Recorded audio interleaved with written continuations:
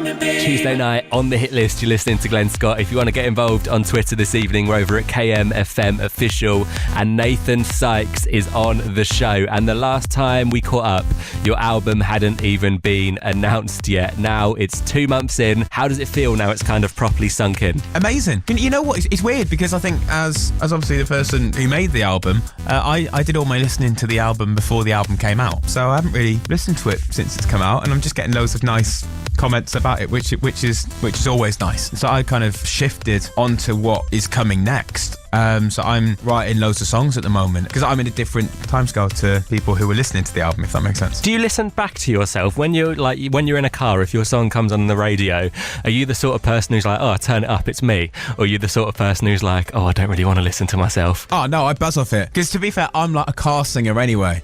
So if I'm a professional singer as well. Yeah, that's what I had to say.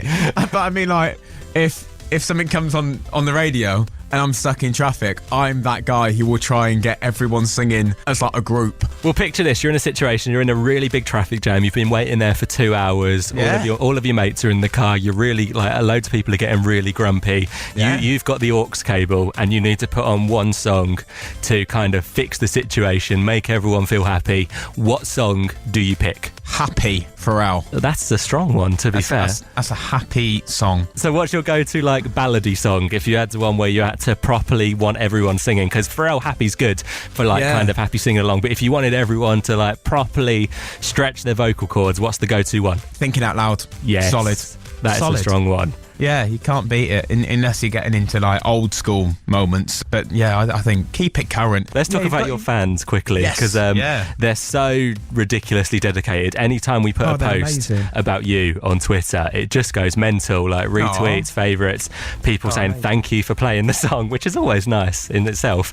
Yeah, that's me on all my other accounts. I did think so. A lot of them did have your picture though. So if you're faking these accounts, you need to try harder.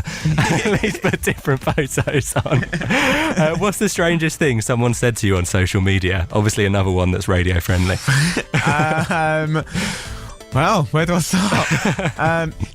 I think there's a really good reason why I stay out of DMs, because I think that's where people say some interesting things, like when they've had a couple of shandies. Yeah. They'll go into the DMs and they'll do what they think at the time is a really cool and smooth slide into the DMs. When they look back the next morning, it was actually a trip and fall. No. But yeah, I'm not going to say anything specific because obviously I don't want to just in case someone's embarrass anyone. But yeah, there's some amazing drunk moments that I do have a little giggle at whenever I go on Twitter in the morning and just, someone was out last night having a few drinks. Because I suppose with a lot of people, they must think that, I'll send this message to Nathan Sykes, he'll never see it, and it'll just be funny at the time, and then next thing you know, you go into your DMs and you're like,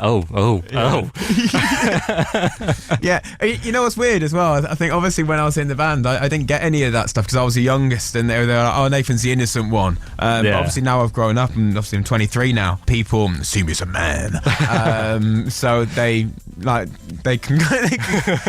start saying some really dirty stuff. You're like, oh, okay, wow, yeah. Wow. I mean, it's confident, isn't it? To be fair, I don't think I'd ever do that to anyone on Twitter. Well, no, neither would I. It's quite intimidating sometimes, but it's still very thoughtful and very kind that they're taking the time out of their night to send us that. So is this an open call for more? No. But it's still really funny, so I don't mind the odd one because I do have a right laugh at it. It's good. Okay, so if you're planning on sending Nathan Sykes a dirty message, just once a month, and make sure it's thoroughly researched. Is that all right? Is that an open call to the people of Kent?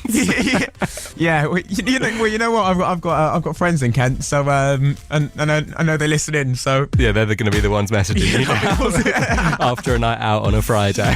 We'll get back to chatting to Nathan after this. It's Give It Up on KMFM. Something happened, babe. Give it up. Taken from Unfinished Business, Nathan Sykes and G-Eazy. Give it up on KMFM. You're on the hit list. You're listening to Glen Scott, and Nathan Sykes is hanging out on the show this evening. And we were talking about people sliding into DMs and weird messages coming to you.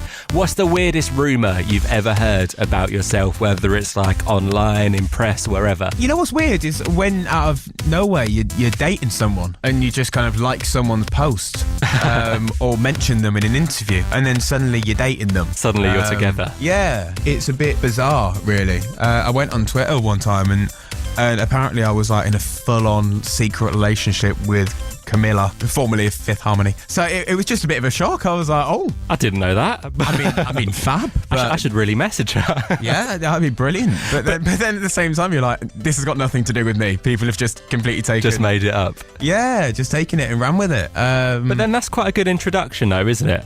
I feel like. Yeah. It's quite a good icebreaker if people are already saying you're dating. People want us to be together. You know, let's not let them down. Do you know okay, well, if you want to start any rumours on the show this evening, then we can kind of make an icebreaker there, like dating Taylor Swift or something. Do you want to start a rumour? Let's go. Let's. Well, she's single now. Yeah, let's go for it. Why not? Oh, so Nathan, I've heard a rumour that you're dating Angelina Jolie. Is there anything you can say? Oh, yeah, I don't know. I don't really comment on rumours. And that's the way to do it, isn't it? That's what it is. Then you can hit Angelina Jolie up on Twitter, but make sure it isn't too late after a few too many shandies. After a couple of shandies. Talking of dating, can we talk about Raya? Do you know what Raya is? Yeah. It seems like the most secretive dating app in the world. Basically, I don't know what it is, but I've heard that it's Tinder for famous people. Pretty much. Are you on it? Yeah. I'm not. Do you know anyone on it? Yeah, and I've had many a funny evening on Raya through other people's accounts. And is it as Tinder for famous as people make out? Yeah, some pretty A-list people. I'm not gonna lie. It was like. Can you give me some names? No, but some of them were friends, which is hysterical. So you just. Yeah, it was funny messaging them, being like, "You're right, see you on Raya, having a little cheeky browse." I'm not on it personally, but it was quite entertaining, flicking through and seeing who's on there. Loads of people asking on Twitter, when is the Nathan Sykes solo tour?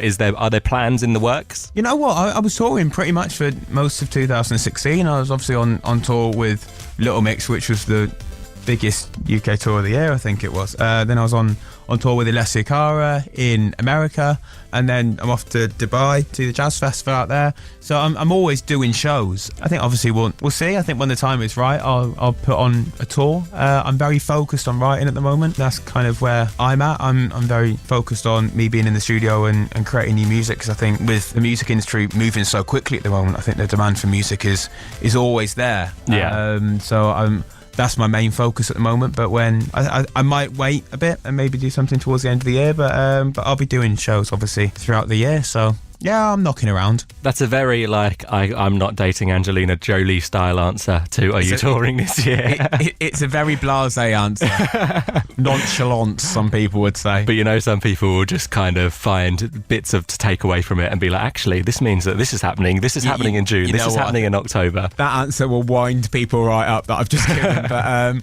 But no, I'll be touring at some point. I just don't know when.